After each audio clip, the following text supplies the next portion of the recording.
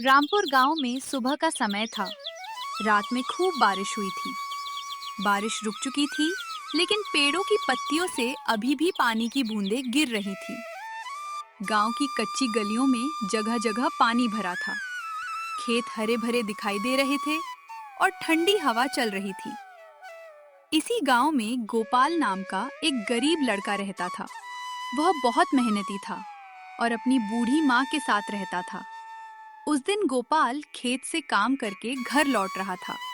तभी अचानक वह रास्ते में रुक गया। अरे, ये कैसी खुशबू आ रही है? उसने चारों तरफ देखा और फिर हवा को सूंघा। ये तो मटन की खुशबू लग रही है। लेकिन इतनी सुबह मटन कौन बना रहा है? तभी पीछे से उसका दोस्त रघु आ गया। क्या हुआ गोपाल? रास्ते में खड़े होकर हवा को क्यों सूंघ रहा है? तुझे खुशबू नहीं आ रही? रघु ने भी जोर से सांस लेकर हवा सूंघी। अरे वाह, अब समझ आया, ये तो मटन की खुशबू है। हाँ, लेकिन पता नहीं किसके घर बन रहा है। जिसके घर भी बन रहा हो भाई, खुशबू तो बहुत अच्छी है। मेरा तो अभी से पेट खाली लगने लगा। तुझे हर चीज खाने से ही क्यों जुड़ी दिखाई देती है? क्योंकि भाई, खाने की खुशबू आए और मैं उसे नजरअंदाज कर दूं, ऐसा कैसे हो सकता है? दोनों हंसने लगे। गोपाल का घर बहुत छोटा था। घर में पैसे भी कम थे। उसकी माँ बूढ़ी हो चुकी थी और घर का सारा खर्च गोपाल की कमाई से चलता था। कई महीनों से उनके घर में दाल, रोटी और सब्जी ही बन रही थी। घर पहुंचते ही गोपाल ने अपनी माँ से कहा, अम्मा, आज पूरे गांव में मटन की खुशबू आ रही है। हाँ बेटा, ठाकुर साहब के घर आज दावत है। अच्छा, तो खुशबू वहीं से आ रही है। हाँ, लेकिन तू ज्यादा मत सोचना। हमारे घर आज भी दाल और रोटी ही बनेगी। गोपाल कुछ देर चुप रहा और फिर मुस्कुराने लगा। अम्मा, मटन खाने का मन तो करता है, लेकिन तेरे हाथ की दाल भी मुझे बहुत अच्छी लगती है। जमुना हंसने लगी। अच्छा, कल ही तो कह रहा था कि दाल में नमक ज्यादा है। अरे वो तो मैंने इसलिए कहा था कि अगली बार और अच्छी बने। वाह बेटा, अपनी गलती भी कितनी अच्छी तरह समझाता है। अम्मा, एक दिन मैं खूब पैसे कमाऊंगा, फिर तुझे रोज अच्छा खाना खिलाऊंगा। मुझे रोज मटन नहीं चाहिए बेटा, तू बस मेहनत कर और खुश रह। तेरी खुशी ही मेरे लिए सबसे अच्छा खाना है। कुछ देर बाद रघु फिर गोपाल के घर आ गया। उसके चेहरे पर बड़ी सी मुस्कान थी। गोपाल, मेरे पास एक बहुत जरूरी बात है। तो जब भी जरूरी बात कहता है मुझे डर लगता है। बता, अब क्या किया? मैंने कुछ नहीं किया, लेकिन करने का सोच रहा हूँ। क्या? ठाकुर साहब के घर आज मटन की दावत है, हम भी वहाँ चलेंगे। लेकिन उन्होंने हमें बुलाया नहीं है। अरे हम खाना चुराने थोड़ी जा रहे हैं, बस दूर से खड़े होकर खुशबू लेंगे। तू पागल है क्या? देख भाई, गरीब आदमी के पास कम से कम खुशबू सूंघने का तो हक है। मुझे तेरी बातें समझ नहीं आती। तू चल तो सही, शायद कोई हमें खाना भी खिला दे। नहीं, बिना बुलाए किसी के घर जाना अच्छी बात नहीं है। ठीक है, तू मत चल, मैं अकेला चला जाऊंगा। और अगर पकड़ा गया? तो कह दूंगा कि मैं खाना देखने नहीं, उसकी सुरक्षा करने आया था। दोपहर होते होते पूरे गांव में एक ही बात चल रही थी। ठाकुर साहब के घर आज मटन की दावत थी। गांव की छोटी सी चाय की दुकान पर कई लोग बैठे थे। वहीं बंसी हलवाई भी बैठा था। उसे गांव में तरह तरह की बातें फैलाने का बहुत शौक था। तुम लोगों को पता है, ठाकुर साहब ने पूरे 5 किलो मटन मंगवाया है। 5 किलो? इतना सारा मटन किस लिए? यही तो बात है, इसके पीछे कोई बड़ी बात है। क्या बड़ी बात है? ये मैं नहीं बता सकता। क्यों? क्योंकि मुझे भी नहीं पता। तो फिर तूने बात शुरू ही क्यों की? अरे भाई, अगर सब कुछ बता दूंगा तो लोग मेरी दुकान पर आएंगे क्यों? तू चाय बेचता है या खबर? दोनों। चाय के साथ खबर मुफ्त मिलती है। कुछ देर बाद ठाकुर साहब का एक नौकर गोपाल को बुलाने आया। गोपाल तुरंत हवेली पहुंच गया। ठाकुर साहब ने उसे देखते ही कहा, गोपाल, मुझे आज तुम्हारी मदद चाहिए। जी साहब, बताइए। आज मेरे घर कुछ खास लोग आने वाले हैं।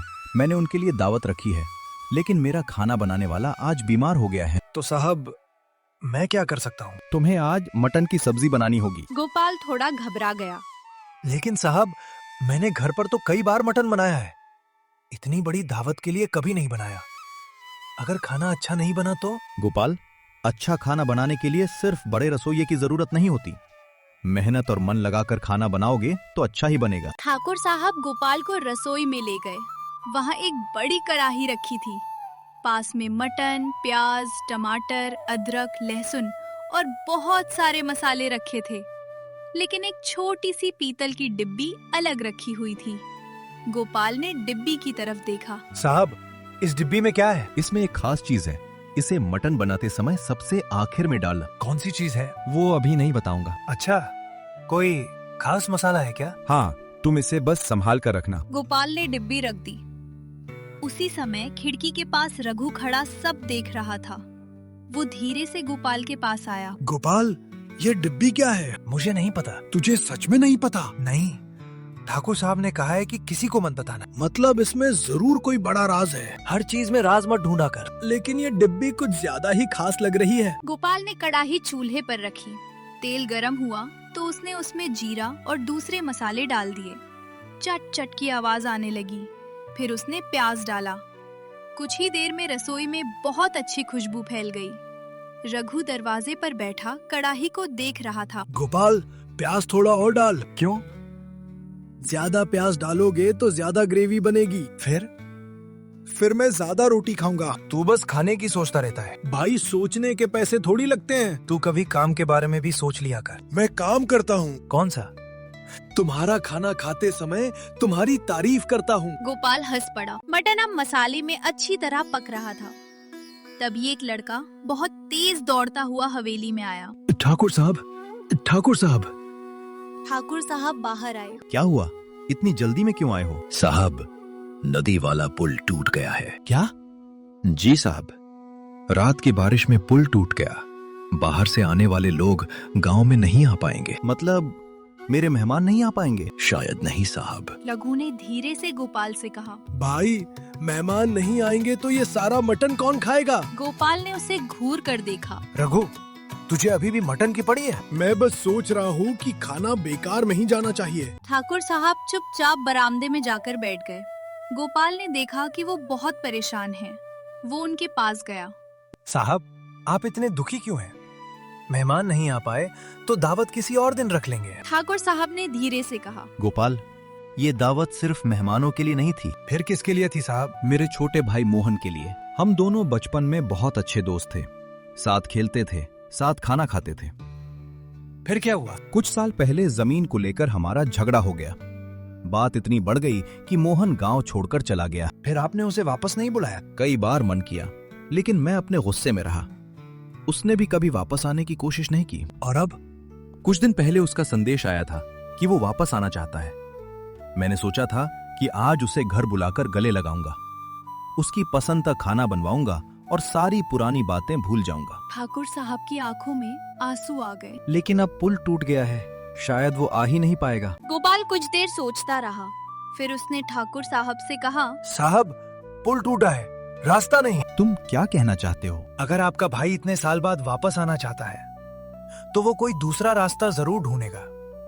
और अगर वो नहीं आ पाता तो आपको उसके पास जाना चाहिए। लेकिन इतने साल बाद मैं उसके सामने कैसे जाऊं? जैसे एक भाई दूसरे भाई के पास जाता है। अगर उसने मुझे माफ नहीं किया तो? कम से कम आपको बाद में ये पछतावा तो नहीं रहेगा कि आपने कोशिश नहीं की। साहब, रिश्ते जमीन और पैसे से ज्यादा जरूरी होते हैं। जमीन आज है, कल नहीं भी हो सकती, लेकिन भाई का रिश्ता अगर टूट गया तो उसे वापस जोड़ना बहुत मुश्किल होता है। गोपाल, तुमने आज मुझे बहुत बड़ी बात समझाई है। उधर रघु का ध्यान अभी भी उस पीतल की डिब्बी पर था। वो धीरे से रसोई में गया।